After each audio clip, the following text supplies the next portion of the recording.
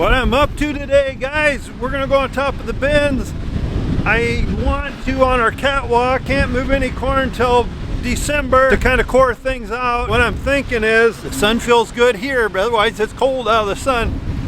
I want to go up and then check our conveyors. I was thinking about putting the spouts on the back side of the bin, turn on the augers, let the core just circle around the bin, meaning taking corn out the bottom of the bin, which will pull it off the top down in the V. Make sure everything, maybe run it 30 minutes, move 4,000 or 5,000 bushels, just put it back up and then out, in, take it out, put it back in. Need to go up and make sure, I'm not sure which bin we finished up on last, so I want to go up and make sure the little trap door's open right. Seems like this walk up the stairs gets longer and longer, but it don't help. It's about 40 degrees out right now, making me breathe harder. I'm pretty sure it's the end bin that we're filling.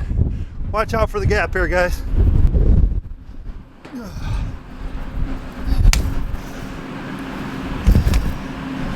Sorry about that, guys. I left you sitting there running. Just check out this other one while we're up here. I think we'll leave the fans run. I turned them on last night. Trying to get everything cooled down.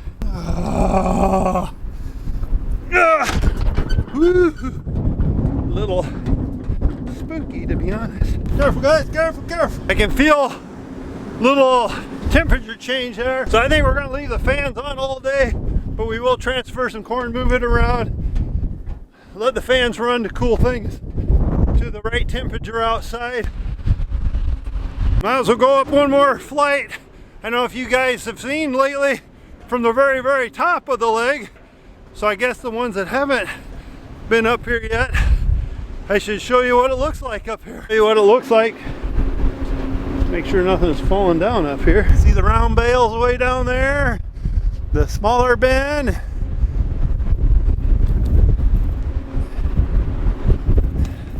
Looks like we're ready to head back down, guys.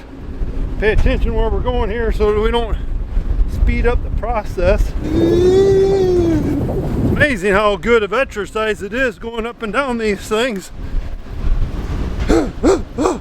Think what we'll do, oh, we gotta see. Yeah, I'll be going to this leg here, so we gotta make sure it's set up for the right overhead. Big bends. We're on number 2, we're good. Is that right? I think so. Looks like we're good, but we're going to start things up, let them warm up for a little while. Now I got to remember how to turn everything onto the bin setup so we can start transferring some corn here. Oh, let's turn on the east leg first. Dryer to leg, which is the conveyor from the dryer to the leg, I think. I can hear it running, so that's good. Oh, I know, we can go to the page and check to make sure everything's on. Bin to fill, whoops, let's see. We need the auger coming out of the bin. Bin 1, unload. There we go, let's try that. Oh, just sometimes you worry. What if I mess up? What if I forget the wrong switch? Plug everything up. Not good.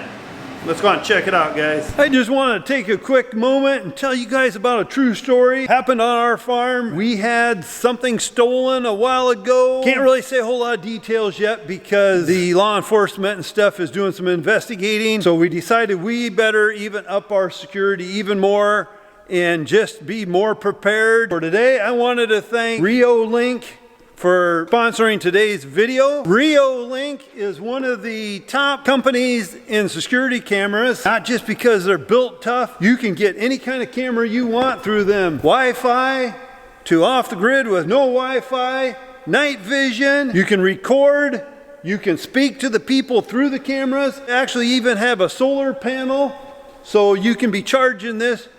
It's cordless to your phone, computer, very, very simple. We've all seen it, you guys seen it.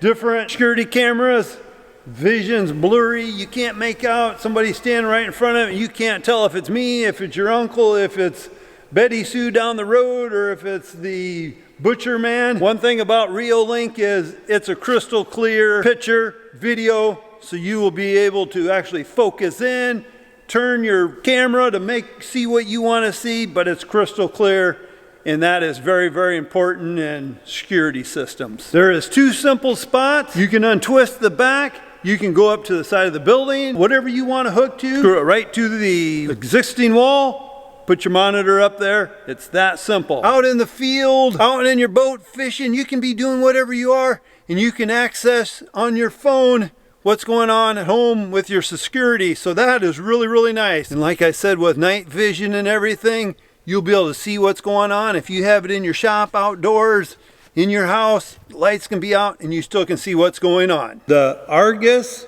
4 Pro has a wide view lens. You can set it for personal, car, animal detection. Films in 4K, no missing out on even the finest detail. Reolink is a great addition to your place. So if you want to check them out, go down in the description below and click the link and learn everything you want to know about them. Noisy fan. Actually, it's pretty quiet, but okay, we're gonna turn on this auger here. Let's see, I don't care which one turns it on.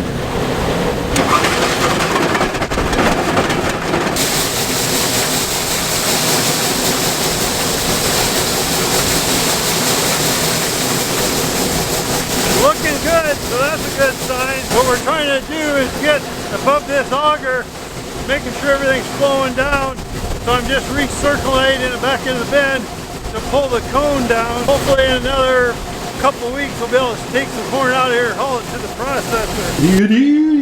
And the good news is we've been transferring corn, letting it move, circulating for the last 40 minutes. I think we'll go ahead and shut this bin off and then go to the very far west one.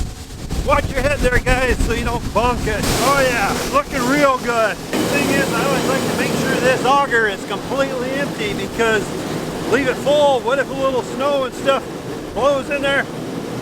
We don't want that thing plugged up. Well, we'll go to the second bin now. We're gonna do the same thing and hopefully get corn out of this. And I can't get the nuts off. Have to get a wrench, but I think I can take the nuts off the other one to hold the chains up. Alrighty, here, let's get these off here. We'll take these down to the other. I don't know, probably took them off somewhere down there. They're probably sitting there somewhere.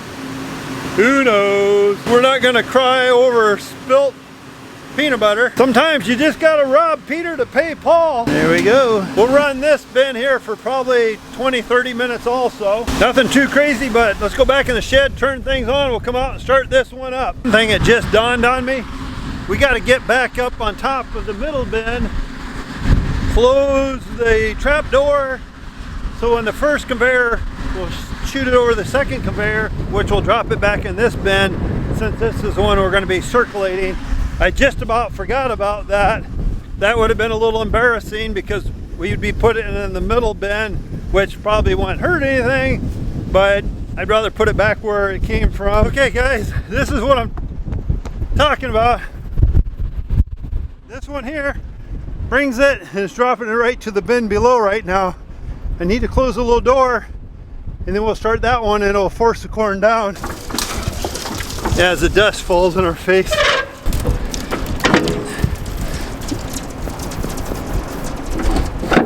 Okay, should be good. When I started this one up, just a little bit of dampness I could feel. So I think it's good that we're going to run this one for 30 minutes or so. We just don't want to get a hard spot on the bottom. What that might have been the first that came out, maybe when we started the conveyor, when we went to fill the bin, maybe there was a little bit of crud in the conveyor. Dropped it right in the hole, because this stuff feels really, really good. We'll let it transfer for 20-30 minutes. I go to take off, or go to hook onto the skid loader trailer to go cover a grave, and I see we got a flat. You guys remember that song? You picked a fine time to leave me, loose wheel. We will cheat a little bit. We'll use the skid loader to lift the trailer up, then we'll pull that wheel off. That's what we're hoping works. Hopefully we can just tap this a little bit without chipping paint. I guess it was just lightly stuck.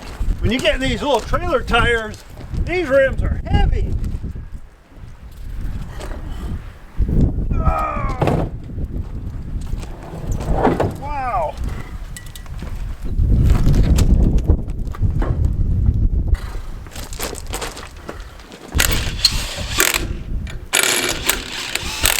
let her down. I think we'll be ready to go. So we're up here at the cemetery. We're just about done with the grave.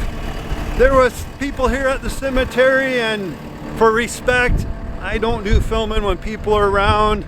I totally respect their privacy, their time out here at the cemetery. But we'll get this one covered up.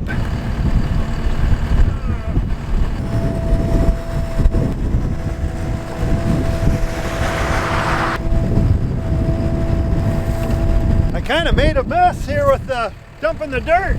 We'll get her cleaned up though.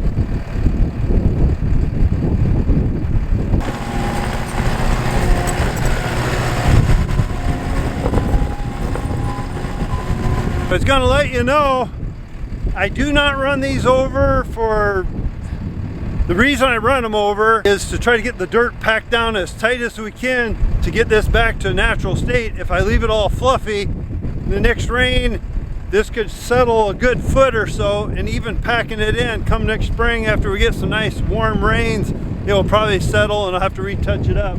But now we'll go get some good black dirt, put it on top, get this looking nice. Now what I'm gonna do is put some fresh black dirt, but this stuff is kind of wet, so hopefully it works.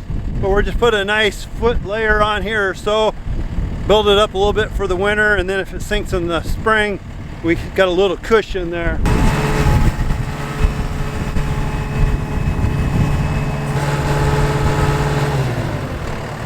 This is always kind of a catch-22. We don't want it too high because eventually it's probably going to freeze this winter. We don't want a big old pile of dirt, and then if I got to cross it to get another grave, it makes it harder pushing snow through here. So we want to try to keep it somewhat level. We try to keep the dirt all the way across flat, so it's nice and square but flat. That way if we get rain, it brings it down, versus if there's a big crown on it where the water runs off. We want it to bring it down, get it back to natural state. Sometimes in the past I put the flowers right in the middle of the grave, but then if we get rain, the rain ain't pushing the dirt down, so we're gonna just set them to the side. I think we got her looking pretty good. I'm out here at this cemetery and I'm filming and stuff. I really do it with respect. And like I said, when people pull in or anything like that, I shut down the camera. We don't put that stuff on unless the family really asks us to, and we've done that. But otherwise, we want people to know this is a safe place for them to go, be with our loved ones, and not feel any way uncomfortable with the camera on, or it's their private time out here, and we totally respect that. So very peaceful out here, that's for sure. So anyhow, let's get loaded up, move on out of here, and call it a day out here.